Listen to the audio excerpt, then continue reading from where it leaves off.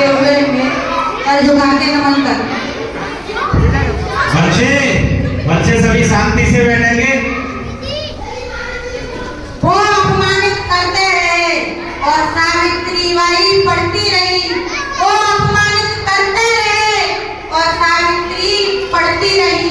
वो कीचड़ फेंकते रहे, सावित्री बाई साफ करती रही। वो गालियां देते रहे और सावित्री पढ़ती रही। वो गोबर फेंकते रहे, सावित्री स्कूल पहुंचती गई।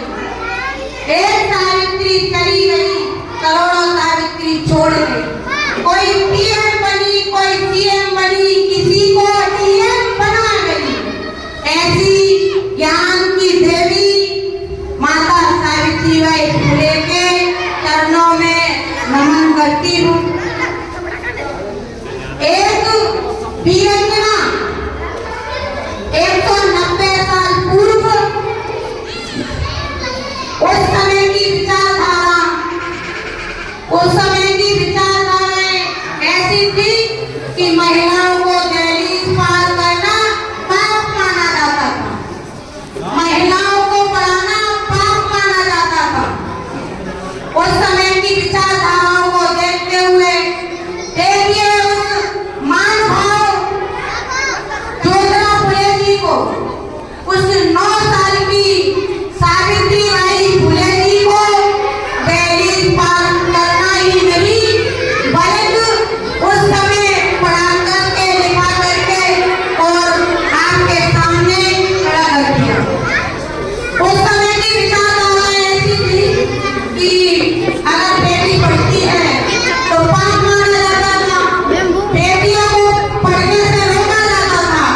कहते थे कि बच्ची अगर पढ़ेगी तो उनके पिता मर जाएंगे, बेटी अगर पढ़ती है तो उनके पति मर जाएंगे।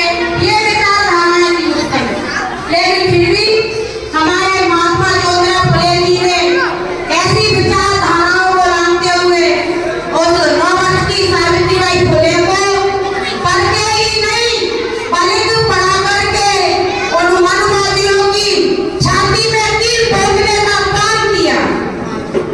इसलिए एक समाज की बच्चियों को ही नहीं, माता सावित्रीबाई फुले जी ने हर समाज की महिलाओं को पढ़ने का अधिकार दिलाया।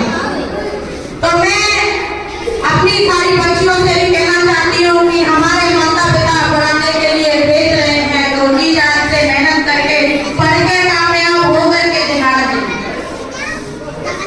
और बाबा साहब अम्बेडकर जी ने कहा भी है कि शिक्षा वो शेरनी का दूध है, जो पिएगा वो धाड़ेगा। मैं इतना ही कह करके अपनी वाणी को विराम देती हूँ क्योंकि मुझे एक जगह और जाना है कार्यक्रम में। तो जय हिंद, जय भारत।